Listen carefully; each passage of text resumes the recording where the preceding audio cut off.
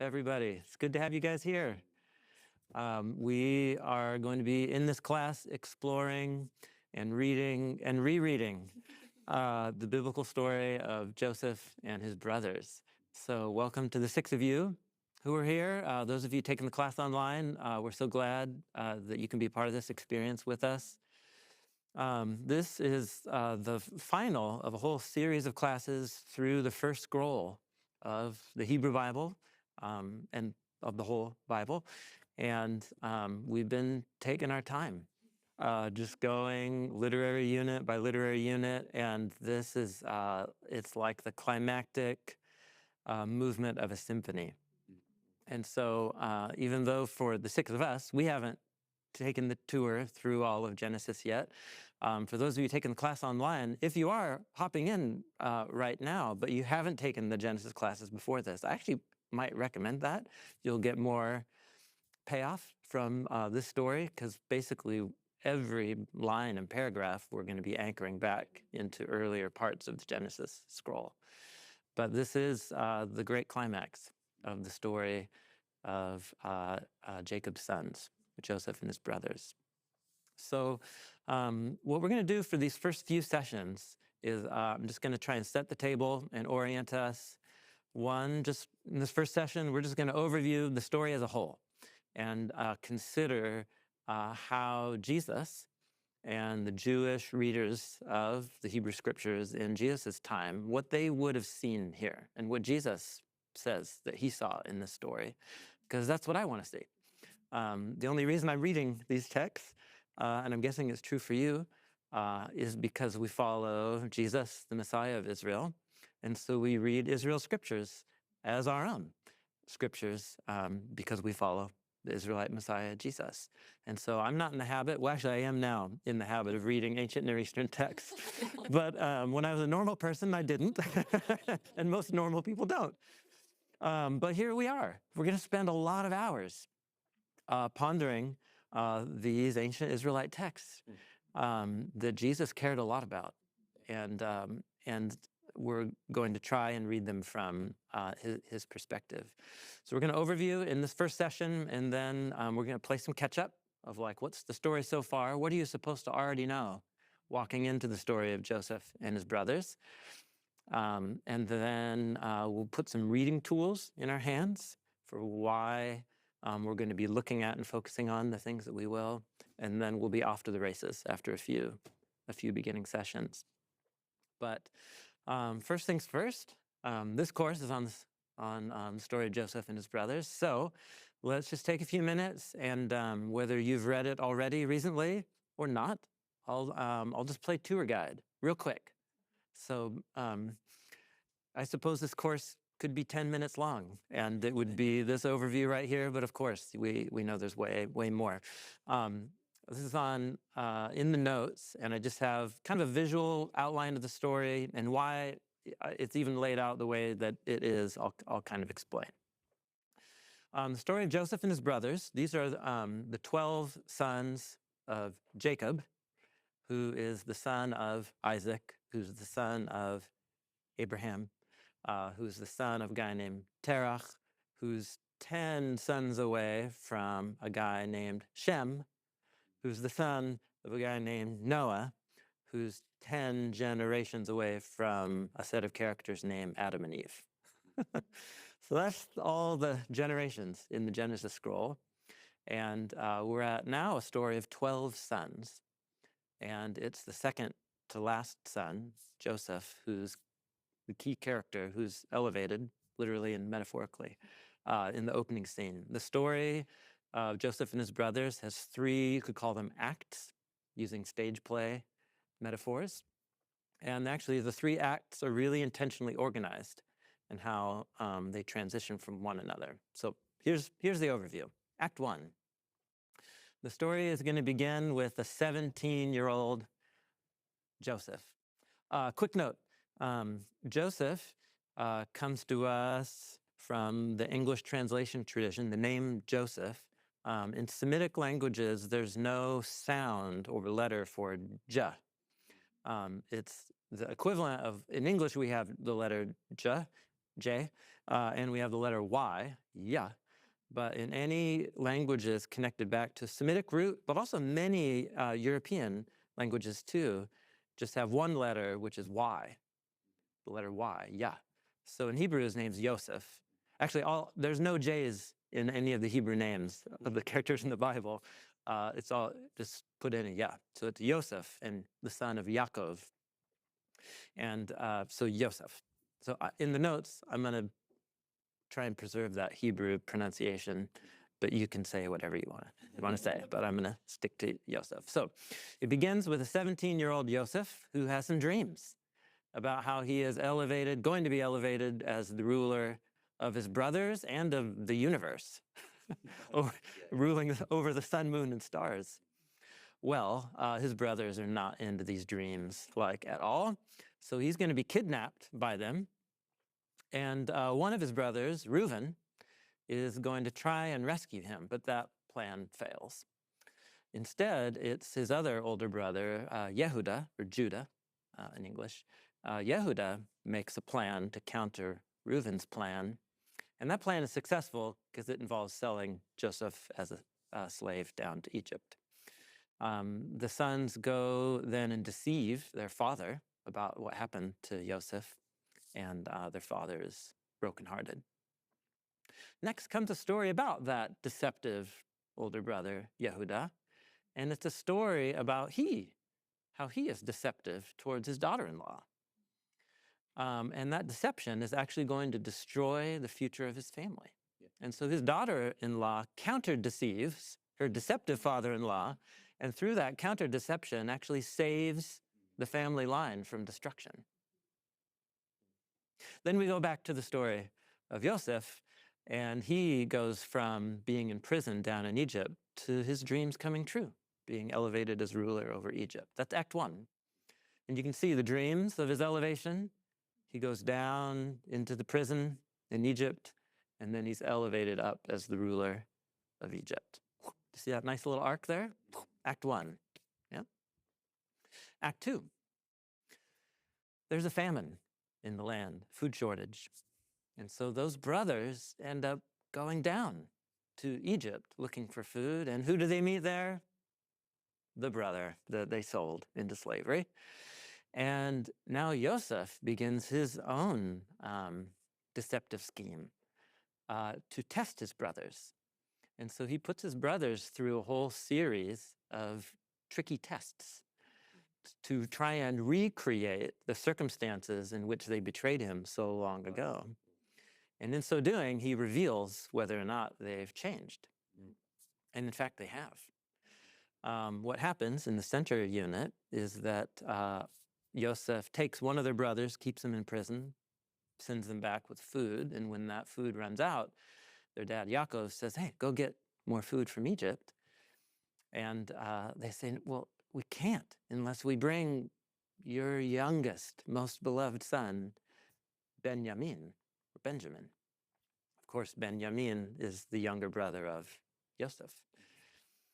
And so Jacob's like, listen, I've lost 2 sons already. One, I don't know where he is, and the other one is down in prison in Egypt. And so Reuven pipes up again with a plan. How about this? You can kill my sons if we don't bring Benjamin back to you. And Yaakov's like, you're crazy. Like, what? No, more sons dying? Like, that's not what I need around here. But then Yehuda pipes up, and he's got an alternate plan. And that plan is that he will offer his own life as a substitute for the younger Benjamin. And that's what compels Yaakov to send them down. Notice the interplay of Reuven and Yehuda in the betrayal, and also now here in the resolution of the test. So they go down to Egypt. Yehuda ends up giving this epic climactic speech where he offers his own life into slavery on behalf of Benjamin. And this is the moment that Joseph knows that my brothers have truly changed. The brother that sold him into slavery now offers himself as a slave in the place of his brother. So Joseph at the end of Act 2, reveals his disguise, and the test is over. And it's actually through his disguise and deceptive testing that he rescues his family from destruction. That rings a bell. People putting on disguises and testing family members in order to save the family. And you're like, oh, I think that's happened a couple times now in this story. Bringing us to the final act. The whole family, Yaakov, goes down to Egypt, where the ruler Yosef has created a little wonderful garden, good land, full of abundant food as a refuge for his family. Oh yes, and it's Yehuda who ends up leading them down.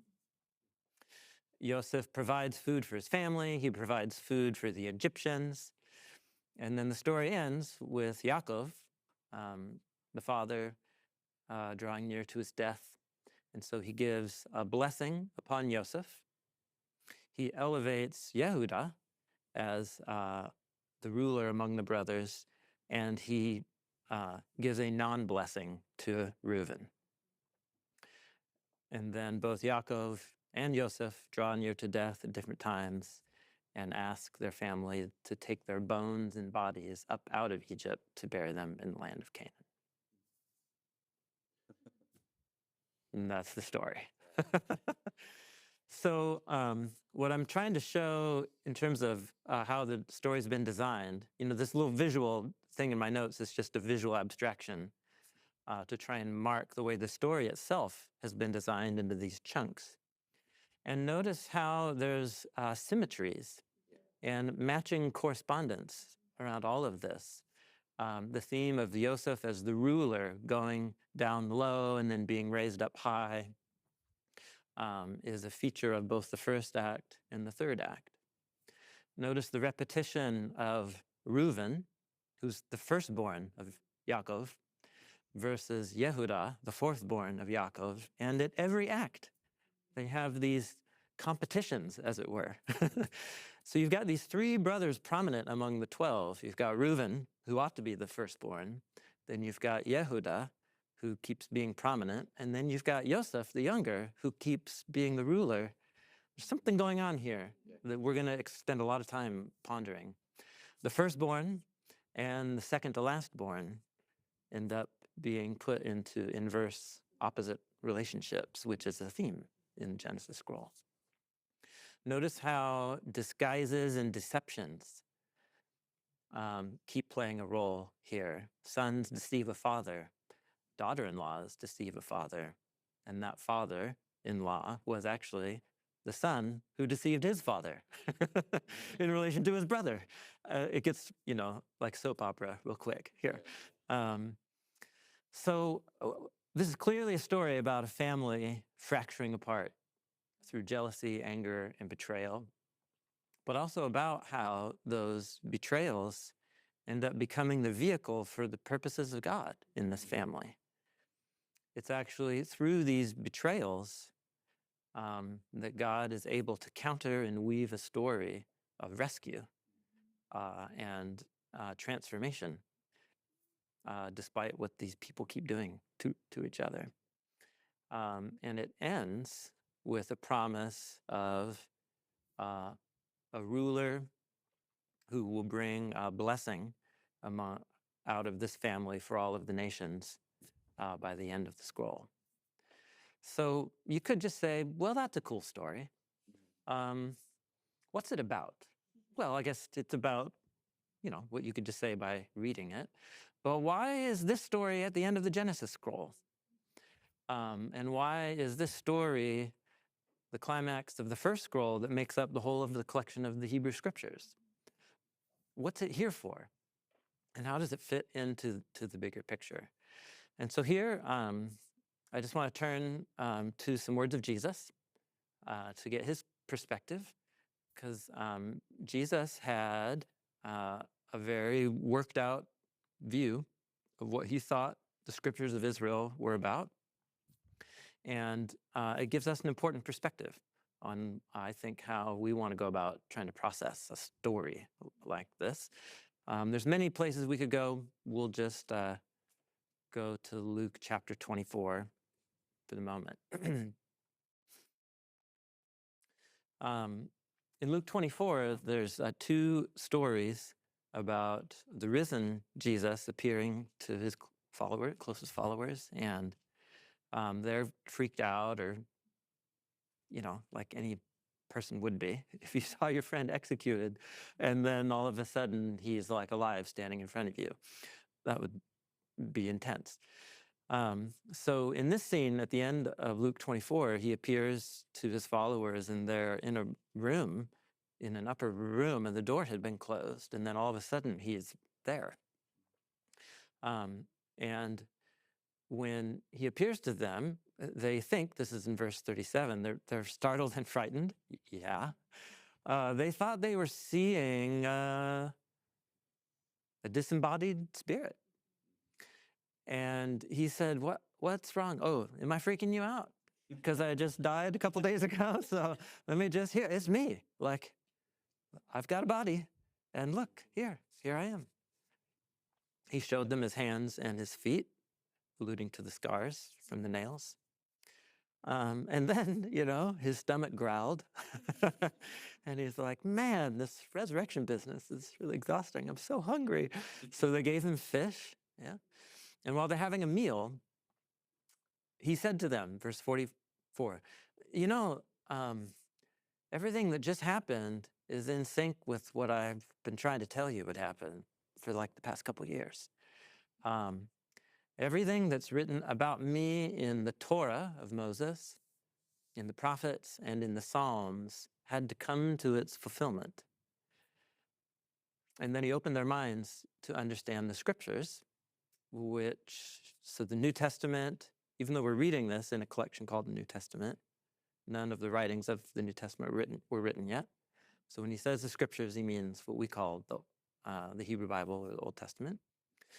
This is what is written, that the Christ, a title, the anointed representative of Israel, would suffer, that is, die, and then rise up again from the dead on the 3rd day, and that repentance for forgiveness of sins would be proclaimed in the Messiah's name to all of the nations, starting in Jerusalem. So this is Jesus's shorthand description of what he thinks the whole of the Hebrew scriptures are about. He referred to them as the Torah, the law of Moses, the prophets, and the Psalms. So the Genesis scroll fits into what he's referring to here, a collection of 5 scrolls called the Torah that begin the Hebrew Bible.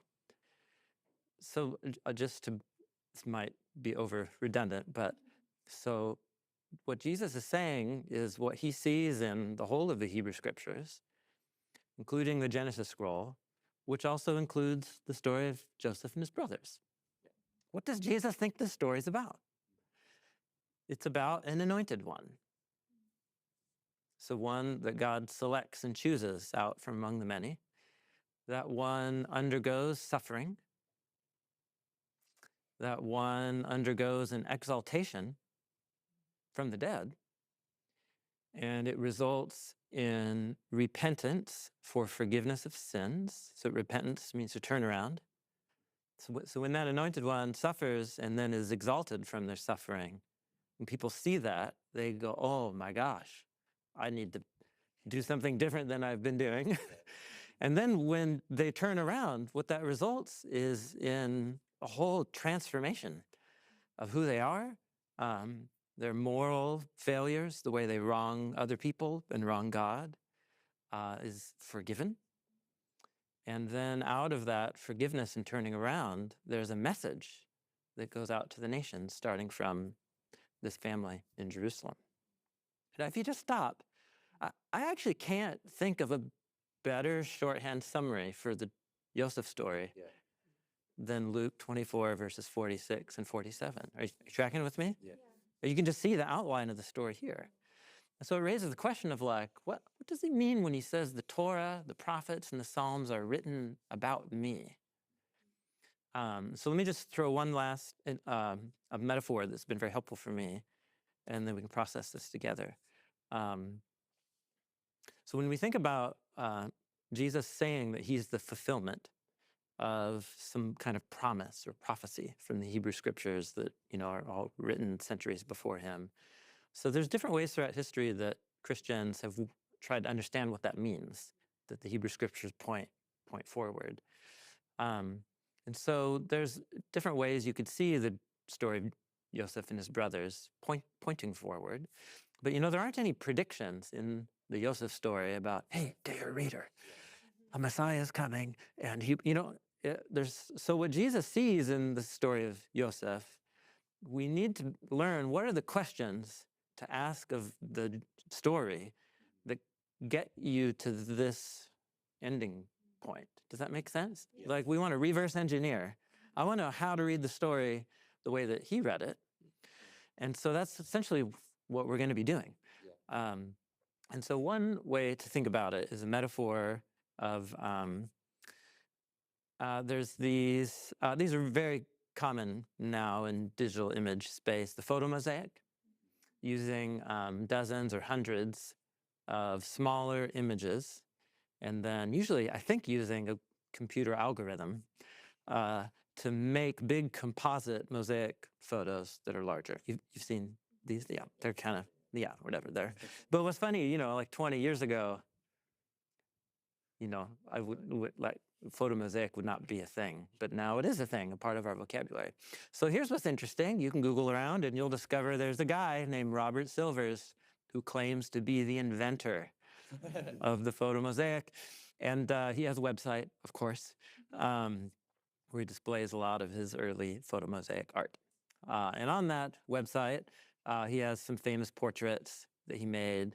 This is from the year 2000.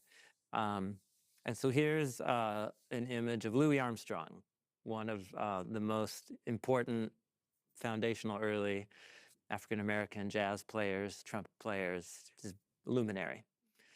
So what I love about this one, I just love early American jazz. I think it's a miracle of music that happened in human history. And what's great about this photomosaic, you can just see it here. You can see it's made up of hundreds of smaller photos. But what's cool about this is that you can click and zoom in, and every single smaller individual image is taken from actual recording sessions of Louis Armstrong and the different musicians that he worked with over the decades. So yeah, Sonny Rollins and the whole crew. It's pretty awesome. And so I would submit to you that this is something like how Jesus and the early followers of Jesus, and also other Jewish readers in the Second Temple period around Jesus, this is how they thought of the Hebrew scriptures. A story about a guy named Abraham and his son Isaac going up to a mountain, and the son's life being offered, but then given back by God's grace. The story about Jacob going into exile and coming back again. The story of Joseph and his brothers. For early Jewish readers, including Jesus, they saw all these stories as networked together, as like the little individual images here. And what they saw in them was patterns of themes and repeated words that began to weave all the stories together so that something larger emerged out of them. And in essence, what I think Jesus is giving us in Luke 24 is like the full photomosaic. Yeah. In other words, you can't point to one verse or sentence in the story of Joseph and his brothers to get what Jesus is saying. You got to see the whole story in relationship to all the stories that came before it and all the stories that come after it. And it's all about this. And that's his claim. And so I'm just going to keep bringing up this image. I'm going to call this the full Louis. Yeah? Versus a little tile, a little mosaic image. Yeah. And so these would represent like a little paragraph, or maybe one scene from a story, a chapter.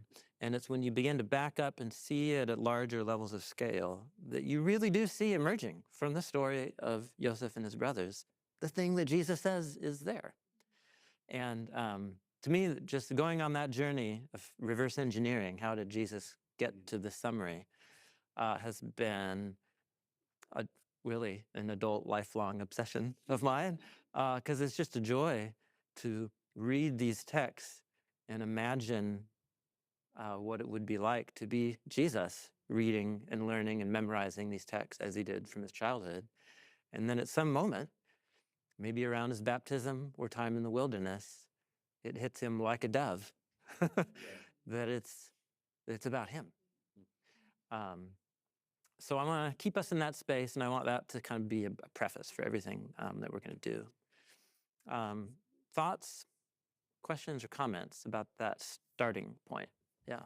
One thing that has stood out to me recently about the Joseph story is that it takes up so much space in Genesis from 37 to 50, essentially.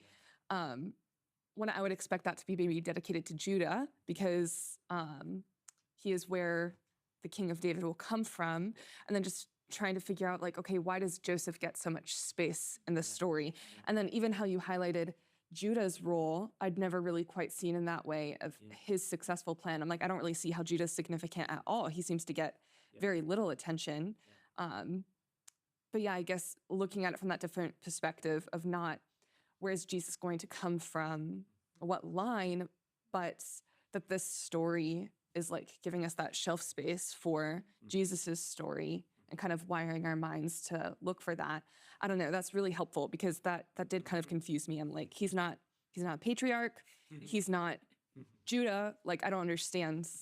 So Yeah, thank you for drawing attention to that. So we're going to spend a couple sessions talking about how these stories have been designed in a very particular kind of way that ancient biblical literature was designed to communicate.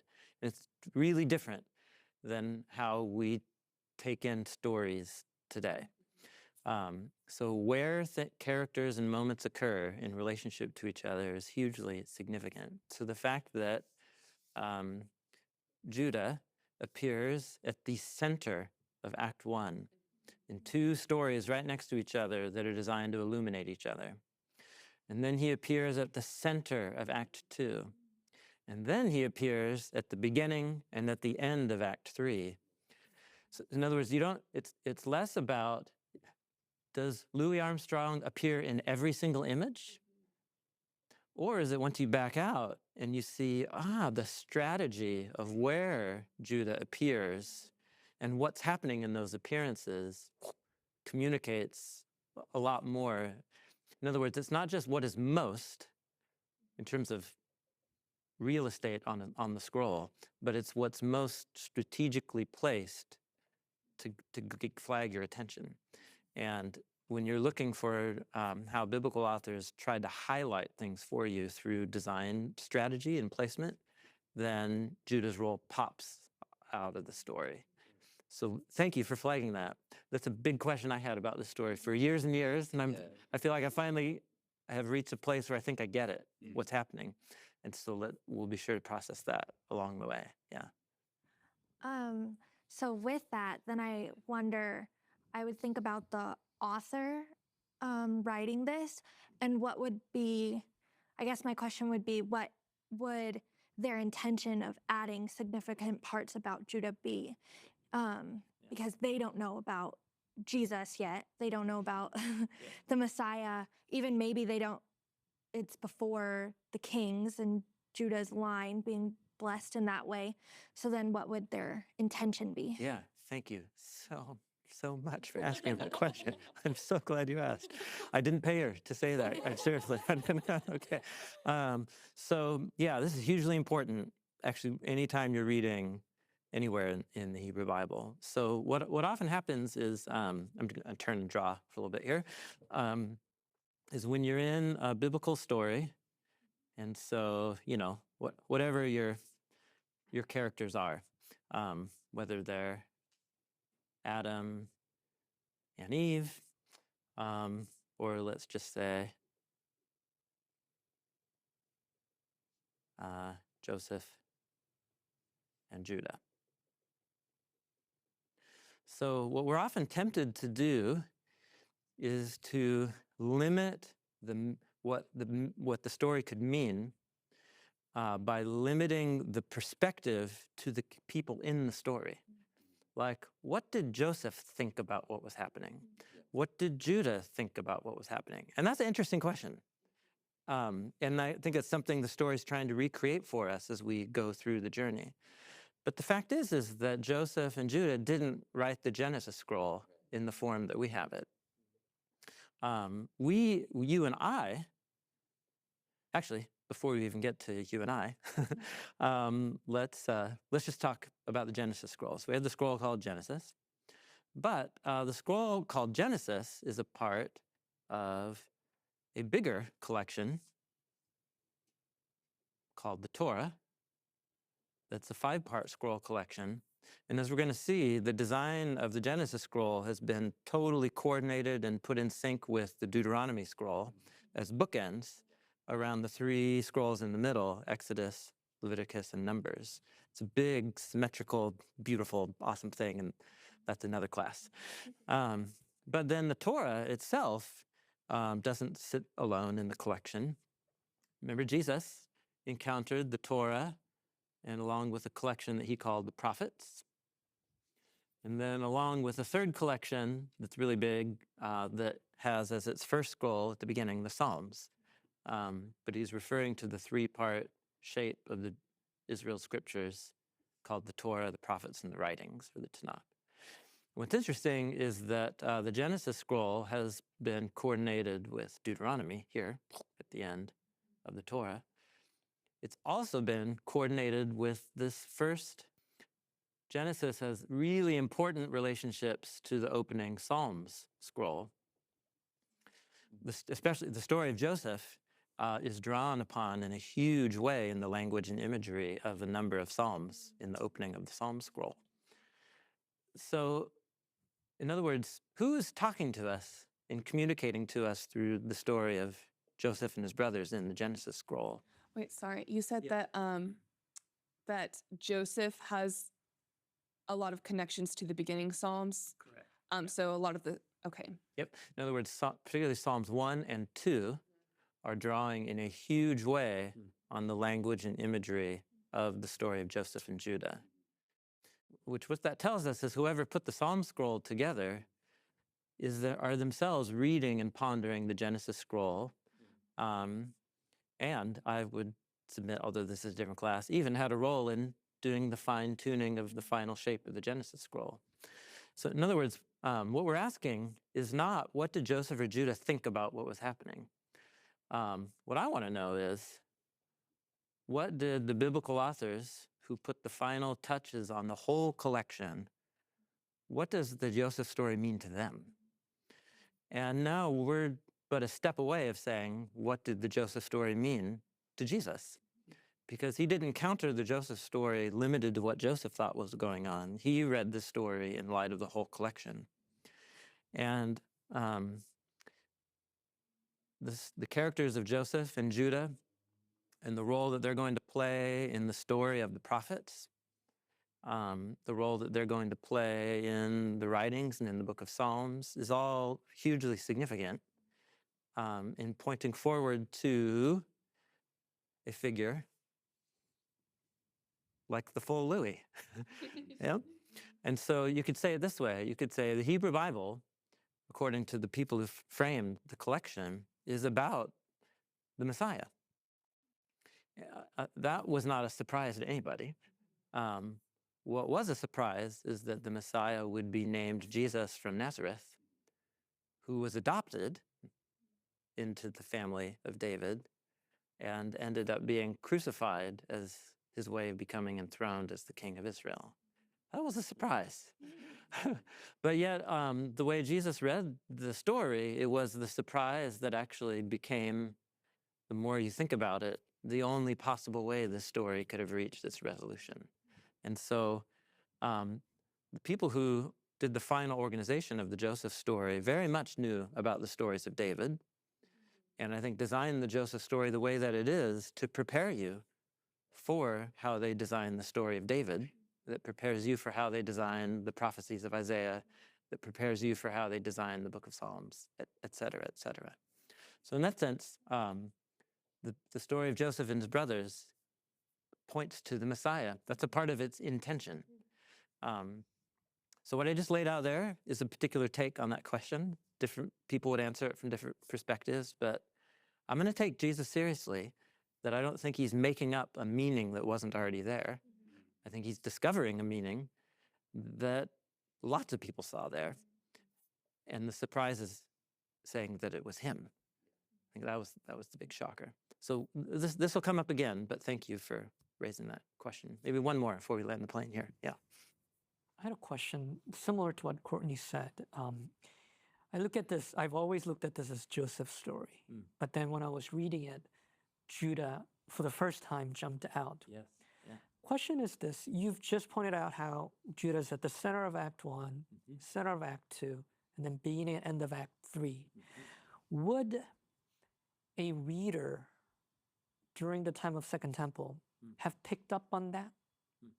Because I, as a 21st century reader, I didn't pick up on that. I thought, Joseph's story, why is Judah there? I had to really pay attention and hear you to figure out, oh, Judah's at the center of this. But would an ancient reader, contemporary of Jesus, have picked up on that structure and then go, I know what this is about? Yes. Yeah, emphatically yes. Yeah. When we get to the final chapters of the Joseph story, I'll include long excerpts of early Jewish interpretations of the Judah character. And right from the earliest times that we have evidence for early Jewish readers of these texts, they read the whole story as about a Messiah, pointing to a Messiah coming from the line of Judah, through the story of Joseph and Judah and his brothers.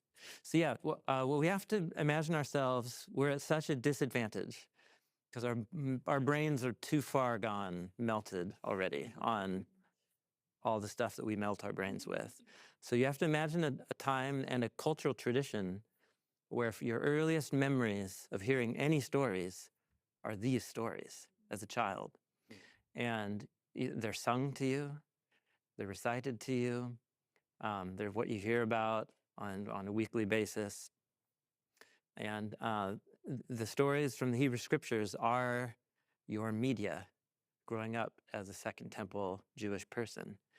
And so they knew and understood these texts to a degree that I'm going to try to expose some of the levels of detail and intricacy of how these stories are put together and interconnected. But it's truly mind-boggling to us. But if you have a favorite musical artist, and think of the way that their poetry and music has woven itself into your memory.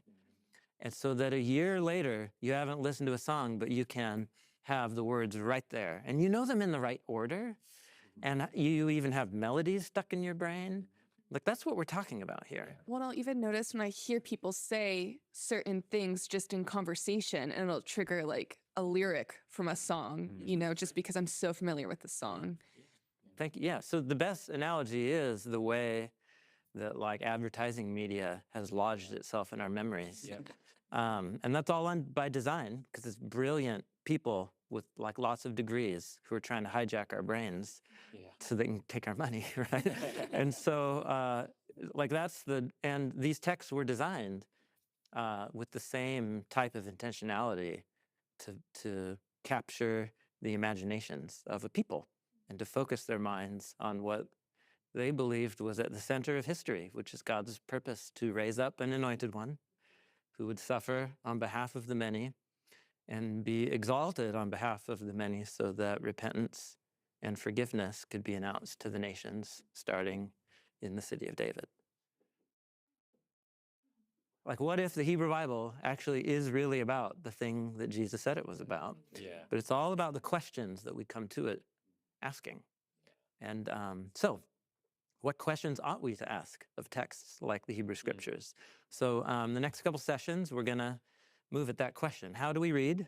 What does it even mean to encounter this as the ending of the Genesis scroll? What types of reading skills do we need to have in hand to retrace Jesus' steps as to the meaning of this story? That's what we're going to do in the next couple sessions. But for the moment,